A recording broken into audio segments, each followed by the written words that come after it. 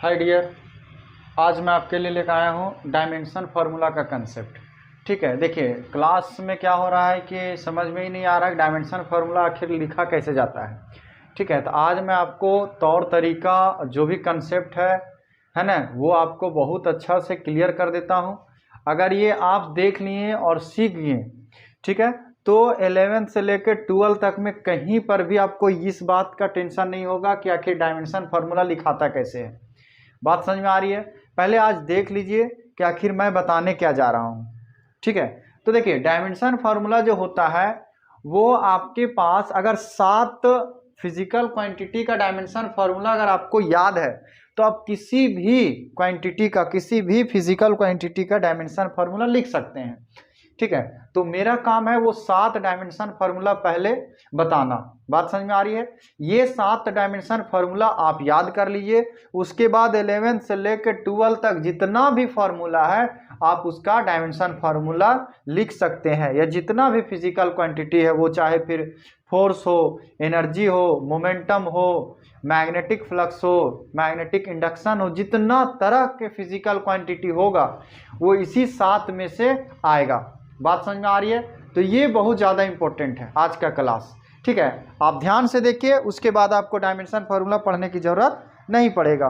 ठीक है, तो सबसे पहले क्या कि डायमेंशन फार्मूला लिखा कैसे जाता है, तो एक बात आपको बता दें, आपको जिस फिजिकल क्वांटिटी का डायमेंशन फार्मूला लिखना होगा आपको उस फिजिकल क्वांटिटी का फॉर्मूला पता होना चाहिए। बिना फॉर्मूला के डायमेंशन फार्मूला आप नहीं लिख पाइएगा। जैसे हमको अगर फोर्स का डायमेंशन फार्मूला चाहिए तो फोर्स का फॉर्मूला पता होना चाहिए कि मास इनटू एक्सेलरेशन होता है ना। आपको मोमेंटम का अगर डायमेंशन फार्मूला चाहिए तो मोमेंटम का फॉर्मूला पता होना चाहिए कि मास इनटू वेलोसिटी होता है। बात समझ में आ रही है? जैसे वर्क का डायमेंशन फार्मूला चाहिए तो वर्क का फॉर्मूला पता होना चाहिए कि फोर्स इनटू डिस्प्लेसमेंट होता है। तो अगर ये बात आपको क्लियर है तो आराम से डायमेंशन फार्मूला लिखा जा सकता है। ठीक है, हम मान लेते हैं कि आपको फार्मूला पता है। अगर फार्मूला पता रहेगा तब डायमेंशन फार्मूला कैसे लिखेंगे, चलिए देखते हैं। ठीक है, देखिए ये जो आपको आपके सामने जो लिखा हुआ है 7 1 by 1 7 फिजिकल क्वांटिटी लिखा हुआ है जिसका डायमेंशन फार्मूला बताया गया है। बात समझ में आ रही है? जैसे अगर फॉर्मूला हम लिखें और फॉर्मूला में अगर लेंथ दिखा आपको तो उसका डायमेंशन फॉर्मूला कैपिटल एल लिया जाता है बिग ब्रैकेट के साथ। अगर फॉर्मूला में मास रहे, अगर फॉर्मूला में क्या रहे, मास रहे, तो क्या उसका होता है डायमेंशन फॉर्मूला कैपिटल एम। बात समझ में आ रही है? उसके बाद अगर फॉर्मूला में टाइम रहे तो टाइम का जो डायमेंशन फॉर्मूला होता है वो क्या होता है, टी। ठीक है, देखिए बात को समझिए। अगर लेंथ का बात होता है, लेंथ का डायमेंशन फॉर्मूला एल हो गया, मास का डायमेंशन फॉर्मूला एम हो गया, टाइम का डायमेंशन फॉर्मूला टी हो गया। उसी तरह से इलेक्ट्रिक करंट का जो डायमेंशन फॉर्मूला होता है वो ए होता है ना। कहीं कहीं आई भी लेता है, यहाँ पे और करके आप आई लिख सकते हैं, कैपिटल आई ऐसा लेता है। डायमेंशन फॉर्मूला ऑफ टेम्परेचर, कहीं टेम्परेचर आया तो उसके लिए के लिया जाता है। बात समझ में आ रही है? टेम्परेचर का डायमेंशन फार्मूला के हो गया। उसके बाद लुमिनियस इंटेंसिटी का सीडी होता है। और फिर अमाउंट ऑफ सब्सटेंस, जब आप केमिस्ट्री पढ़िएगा तो इसको बहुत अच्छा से बताया जाएगा। अमाउंट ऑफ सब्सटेंस का डायमेंशन फार्मूला मोल होता है, MOL। बात क्लियर है? आप अगर ये 7 डायमेंशन फार्मूला याद कर लिए तो पूरा 11th 12th कहीं पर भी आपको किसी तरह का दिक्कत नहीं होगी। तो आपका काम यह है कि सातों के सातों याद कर लें। मास का क्या हो गया, एम, मास का एम, लेंथ, मास का एम हुआ, लेंथ का एल हुआ, टाइम का टी हुआ, इलेक्ट्रिक करंट का ए हुआ या आई हुआ, टेम्परेचर का के हुआ, ल्यूमिनस इंटेंसिटी का सीडी और अमाउंट ऑफ सब्सटेंस का मोल। अभी जो आपका 11th का जो पोर्शन है उस 11th के पोर्शन में ये तीनों के इर्द गिर्द पूरा डायमेंशन फॉर्मूला घूमेगा। MLT इसी के इर्द गिर्द डायमेंशन फार्मूला घूमेगा। जब हम लोग हीट पढ़ेंगे तो वहां पे ये के आना शुरू हो जाएगा क्योंकि वहां टेम्परेचर आ जाता है। बात समझ में आ रही है? कहने का मतलब ये 3 और एक 4 के बीच में ही 11th के पोर्शन घूमेगा। ठीक है, फिर भी क्या दिक्कत है, 7 तो याद कर लीजिए। आप 7 याद कर लिए, 11th से 12 तक का टेंशन खत्म। बोलिए अब इसका एप्लीकेशन बताएं कि इसको यूज में कैसे लिया जाता है। ठीक है, आप इसको पहले अच्छा से नोट कर लीजिए। चलिए मिटा देते हैं हम ये चीज।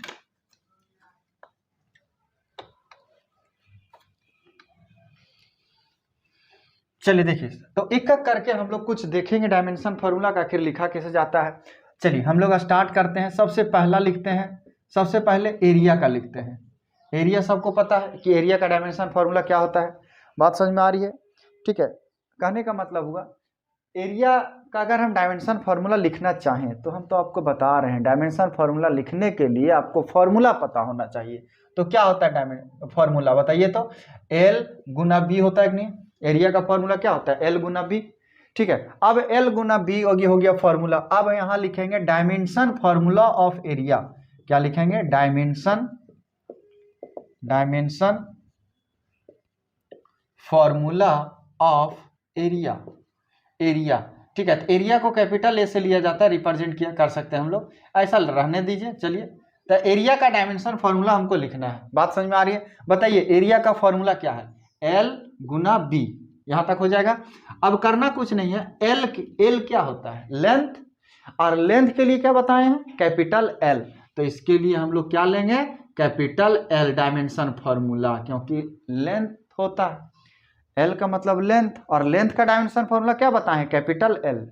अब आता है बी मतलब ब्रेथ, तो ब्रेथ भी तो एक तरह का लेंथ है, तो इसके लिए भी एल आएगा, इसके लिए भी क्या आएगा? एल आएगा। तो हो गया एल। अब क्या हो गया देखिए तो, एल और एल स्क्वायर हो गया। बात समझ में आ रही है? एल और एल क्या हो गया? L square. अब बुक में क्या रहता है? एम एल और टी में दिया रहता है वैल्यू। तो इस फॉर्मूला में देखिए मास तो नहीं है, तो क्या करेंगे हम लोग? m के ऊपर ले लेंगे 0, l का स्क्वायर ले लेंगे, m पे ले लिए 0, l का ले लिए स्क्वायर, और t पे ले लिए 0, क्योंकि मास इसमें नहीं था तो m पे आप 0 ले लीजिए, l तो था तो l स्क्वायर ले लिए, और टाइम भी नहीं था तो t पे क्या ले लिए? 0। बोलिए, बात समझ में आ गई? ठीक है, अब दूसरा देखते हैं हम लोग, दूसरा डायमेंशन फार्मूला देखते हैं। ये अगर आपको समझ में आ गई तब देखते हैं दूसरा वॉल्यूम।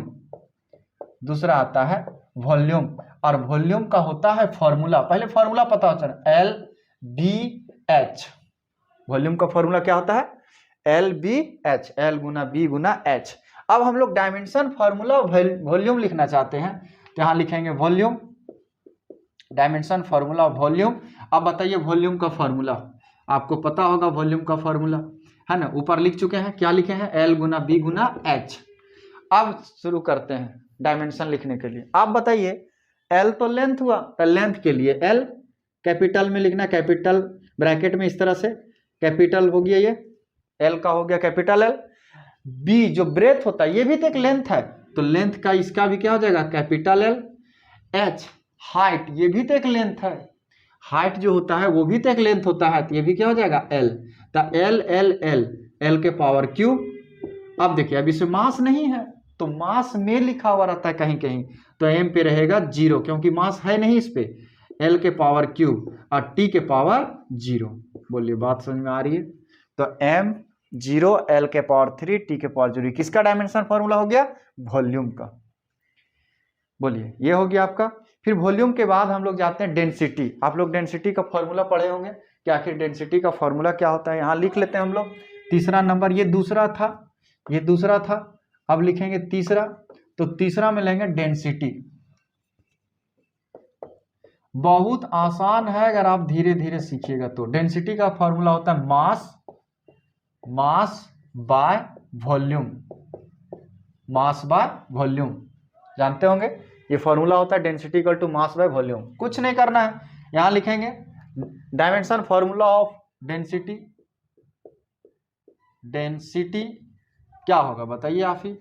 फॉर्मूला लिखिए, सबसे पहले फॉर्मूला लिखिए, मास by volume, mass by volume, mass by volume. आप बताइए डायमेंशन लिखना चाहते हैं तो मास के लिए क्या बताए थे?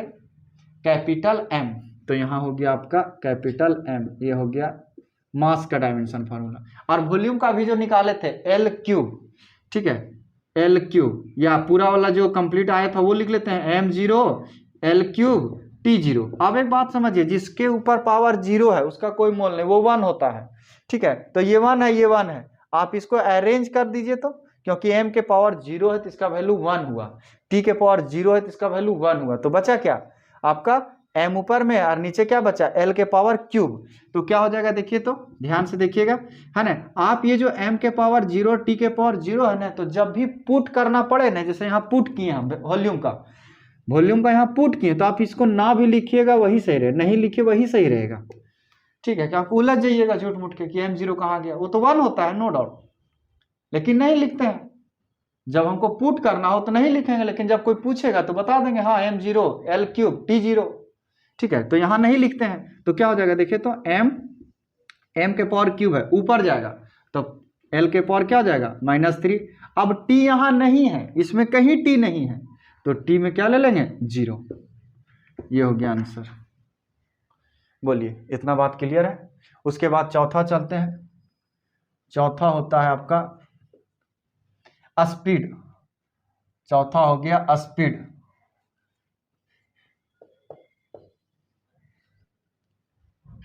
स्पीड के पहले डिस्टेंस भी कर सकते हैं, और डिस्टेंस क्या है जी, लेंथ ही तो होता है। डिस्टेंस इक्वल टू फॉर्मूला क्या होता है, total length of path, total length of path formula हो गया। आप ही बताइए डिस्टेंस का क्या हो जाएगा, यहां लिखेंगे डिस्टेंस,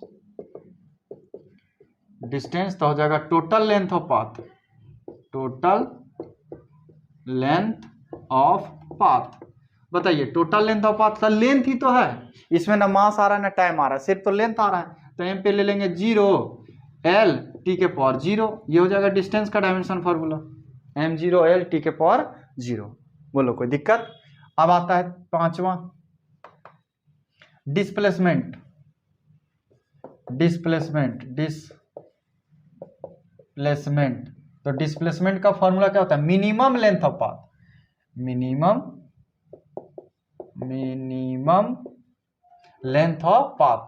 तो यहां हो जाएगा मिनिमम लेंथ, मिनिमम, और यहां हो जाएगा डिस्प्लेसमेंट,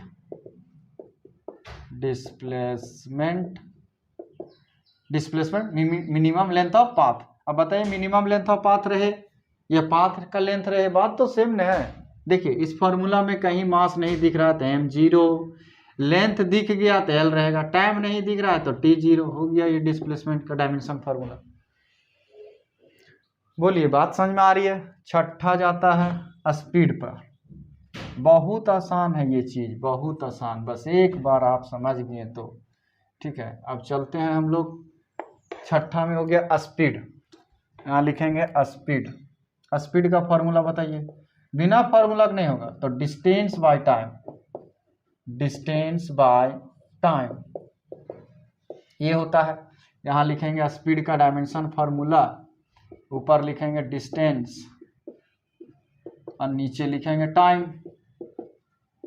बताइए डिस्टेंस का भी क्या लिखे थे, m0 l t0, तो बोले ना जब पुट करना हो तो वो m0 ला नहीं लिखेंगे, तो डिस्टेंस का हम लोग सीधे l लिख देते हैं। बोलिए टाइम का क्या होता है, t हो गया, साथ में टाइम का क्या था, जो साथ हम बताए थे उसमें टाइम के लिए क्या लिए थे, t लिए थे, तो टाइम के लिए t लिए। अब इसको अरेंज कर दीजिए, t ऊपर चला जाएगा तो क्या हो जाएगा l t के पावर -1। अब देखिए इसमें कौन नहीं, क्या नहीं है, तो मास नहीं है, तो मास के ऊपर 0 ले लो, m0 l t के पावर -1। बोलिए कोई दिक्कत। ये हो गया आपका स्पीड का हो गया। अब आता है वेलोसिटी। तो वेलोसिटी का लिखिए यहाँ 7 नंबर, 7 वेलोसिटी। अब वेलोसिटी का फॉर्मूला क्या होता है, displacement by time, displacement by time. Dimension formula of velocity, velocity ऊपर होगा डिस्प्लेसमेंट,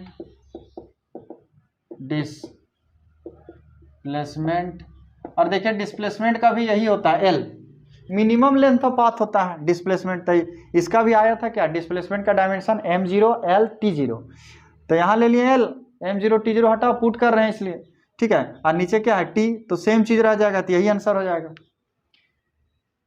डिस्टेंस और डिस्प्लेसमेंट का डायमेंशन फार्मूला सेम आया, स्पीड वेलोसिटी का डायमेंशन फार्मूला सेम आया, ठीक है। आठवां करते हैं। आठवां हो गया एक्सेलरेशन, आठवां हो गया एक्सेलरेशन। एक्सेलरेशन। अब एक्सेलरेशन का निकालेंगे,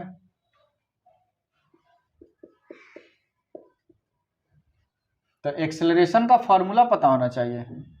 एक्सेलरेशन, एक्सेलरेशन का फॉर्मूला होता है बाबू वेलोसिटी बाय टाइम। वेलोसिटी ये आपको याद होना चाहिए, आपको अभी याद नहीं तब हम लिख दे रहे हैं, देख लीजिए।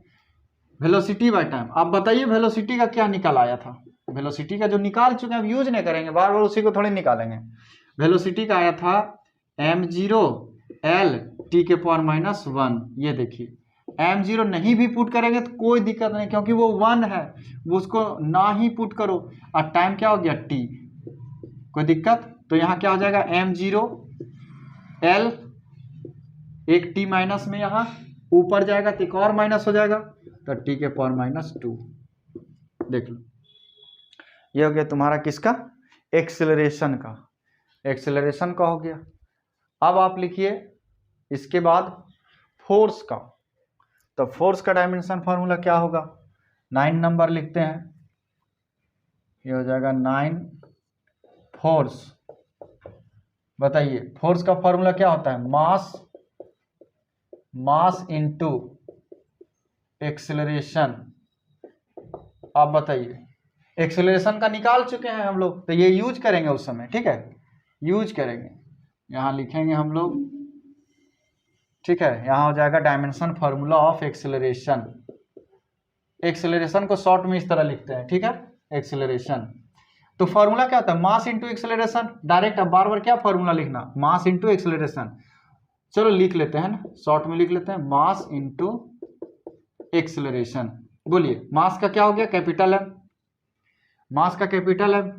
बताइए एक्सेलरेशन का ये वाला था, तो यहाँ लिख देंगे सीधे m0 l t⁻²। कोई दिक्कत। अब अरेंज करो इसको, m यहाँ देखो m0 तो उसको हटाओ ना, एक m है ना, ये लिख लिए m, l हो गया एक t⁻², ये हो गया फोर्स का। ये कितना आसान हो रहा है। ये किसका आ गया, फोर्स का डायमेंशन फॉर्मूला, है ना, गाड़ी पढ़ रही है ना। अब हम लोग करेंगे वर्क का। 10 नंबर हो गया वर्क, कार्य का, वर्क। तो मिटाते हैं इसको। वर्क इक्वल टू जो फॉर्मूला होता है वो होता है force into displacement, displacement, force into displacement. तो बस, और सॉरी यहाँ क्या लिखे थे हम लोग, यहाँ फोर्स लिखाएगा, है ना, इसके पहले जो था उसमें फोर्स लिखाएगा, यहाँ एक्सेलरेशन लिखा हुआ रह गया था, ठीक है, वो आप करेक्ट कर लीजिए, यहाँ फोर्स लिखाएगा, ठीक है। अब क्या लिखने जा रहे हैं हम लोग, किसका किसका लिखने जा रहे हैं, वर्क का। तो dimension formula of work, dimension formula of work equal to क्या हो जाएगा, फोर्स इनटू डिस्प्लेसमेंट, शॉर्ट में डिस्प्लेसमेंट ऐसे लिखते हैं DISP, ठीक है। तो बताइए फोर्स का तो हम लोग जान चुके हैं क्या होता है, m l t⁻², ये हो गया फोर्स का। और डिस्प्लेसमेंट का सिर्फ l होता है, क्योंकि मास ही, लेंथ ही तो है उसमें, मिनिमम लेंथ ऑफ पाथ। अब l और l क्या हो गया, l², तो हो जाएगा m l² t⁻², ये हो गया वर्क का डायमेंशन फॉर्मूला। बोलिए बात समझ में आ रही है, सिंपल है। अगर ध्यान से देखिएगा, स्थिर होके देखिएगा तो बहुत आसान है, ठीक है। उसके बाद 11 हो जाता है पावर, 11 हो गया आपका पावर। पावर का जो फॉर्मूला होता है वो होता है work by time, work by time. अब आप खुद दिमाग लगाइए कैसे बनेगा, वर्क का पता है, टाइम से डिवाइड कीजिए, आंसर आ जाएगा। यहां लिखेंगे पावर, ये हो गया पावर। सोचिए, पावर का फॉर्मूला हो गया वर्क बाय टाइम। अभी वर्क का हम लोग निकाल चुके थे, क्या था निकाले थे, m l² t⁻², ये हो गया वर्क का। और टाइम का क्या है t, तो लिख लिए t चला जाएगा ऊपर, तो पहले से -2 एक और चला जाएगा तो -3 हो जाएगा, तो हो जाएगा m l² t⁻3, ये हो गया पावर का। बोलिए बात आ रही समझ में, बहुत सिंपल है। आप अगर मन लगा के बनाइएगा तो अगर वो 7 तो आपको याद हो गया तो जितना भी होगा वो सब हो जाएगा आपसे।